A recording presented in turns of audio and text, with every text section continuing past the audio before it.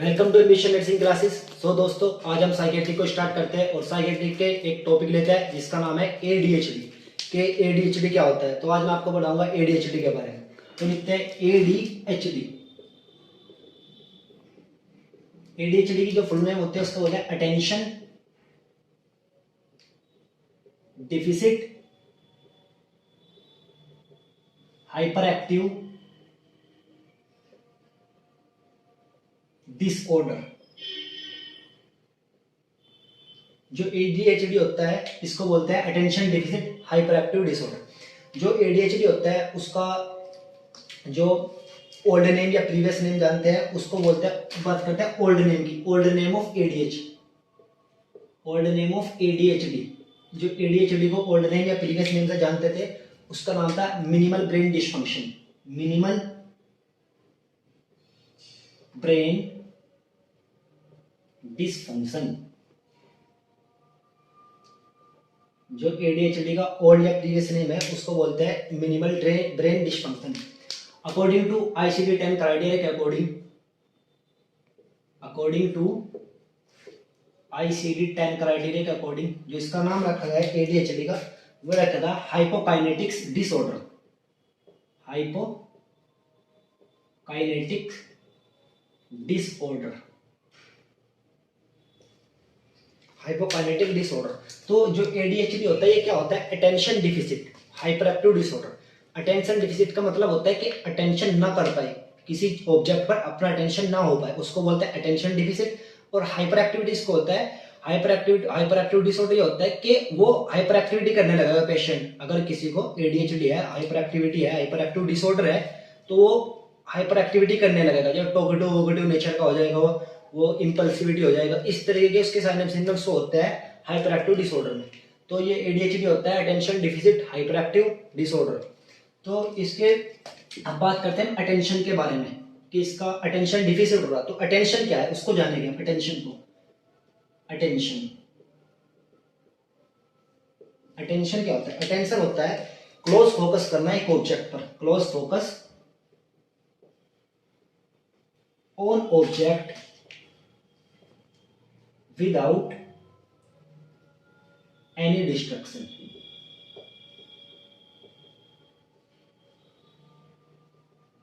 Close focus करना एक object पर विदाउट एनी डिस्ट्रक्शन, उसको बोलते हैं अटेंशन। जैसे अगर हम अटेंशन का एग्जांपल देखें तो अटेंशन का एग्जांपल इस तरीके से बेहतर रहेगा कि हम क्लासरूम में बैठे हैं और बच्चे हैं वहां पे क्लासरूम में और टीचर बच्चों को पढ़ा रहे हैं।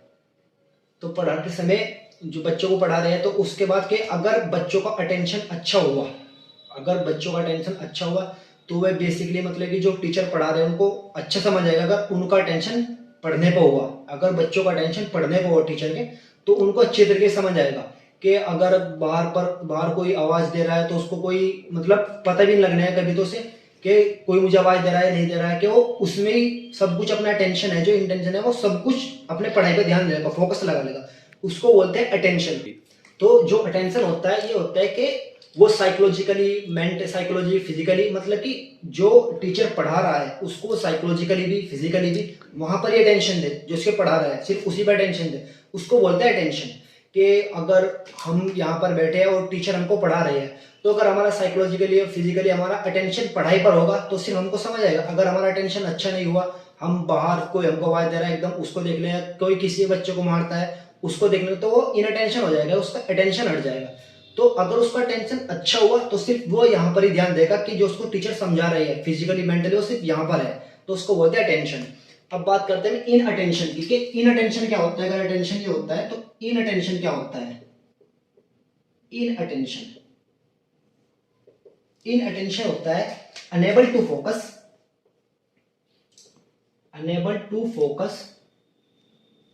ऑन ऑब्जेक्ट,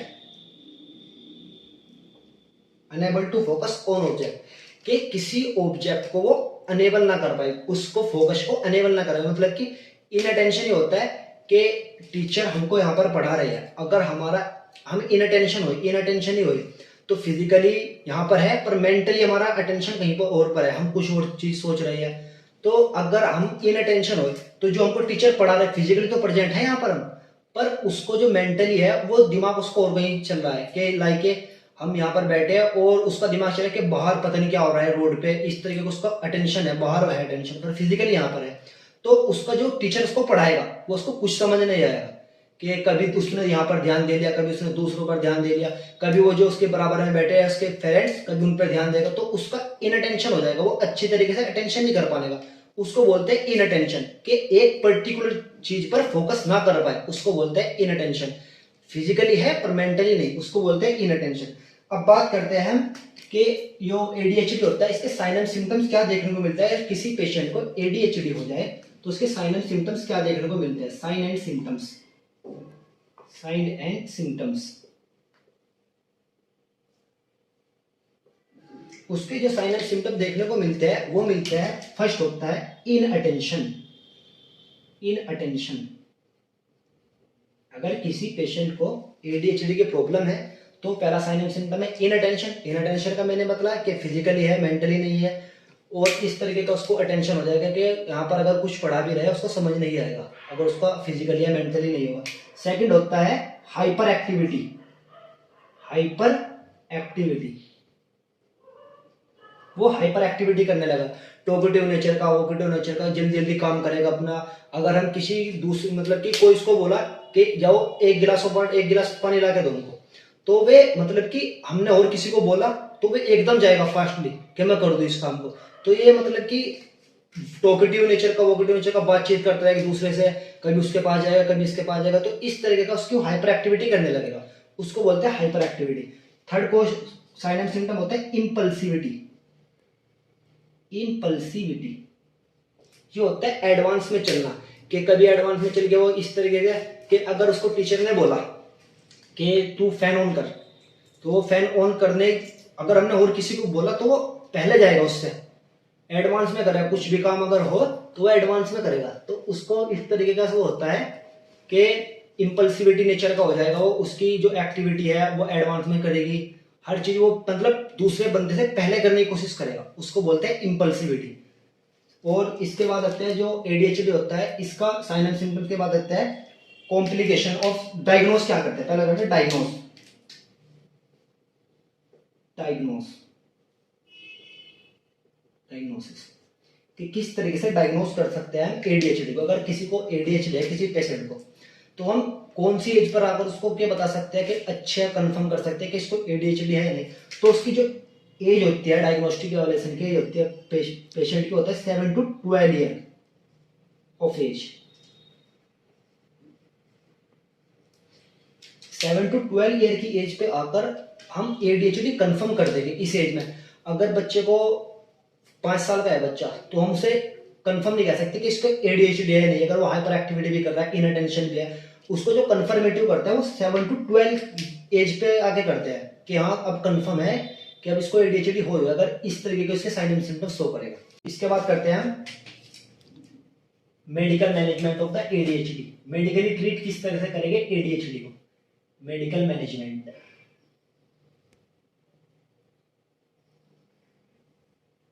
जो एडीएचडी का मेडिकल मैनेजमेंट होता है इसमें ड्रग ऑफ चॉइस होती है मिथाइलफेरिडेट। मिथाइलफेरिडेट ये होती है एम्पेथामाइन, एम्पेथामाइन, क्लोमिडाइन, ये मेडिकली ट्रीट करते हैं।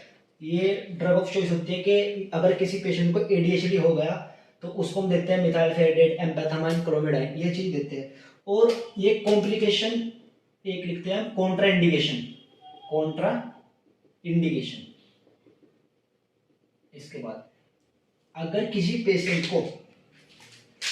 पेशेंट को सीजर्स है, सीजर्स आ रहे हैं, अगर किसी पेशेंट को सीजर्स आ रहे हैं तो ये ड्रग है जो एडीएचडी की जो ड्रग ऑफ चॉइस है मिथाइलफेरिडेट, एम्पेथामाइन, क्लोमिडाइन, ये इसके लिए सीजर्स वाले पेशेंट को कॉन्ट्रा इंडिकेशन है। अगर एडीएचडी के साथ साथ उसको सीजर्स भी शो हो रहे हैं तो ये drug of choice Contra indication है इन सीजर वाले केस में।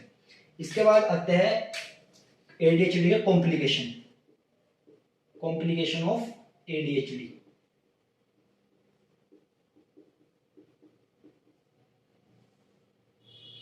कॉम्प्लिकेशन जो कॉम्प्लिकेशन होता है एडीएचडी का, फर्स्ट कॉम्प्लिकेशन क्या होता है एडीएचडी होने के बाद क्या क्या प्रॉब्लम हो सकती है पेशेंट को, उसमें आता है सबस्टेंस अब्यूज डिसऑर्डर।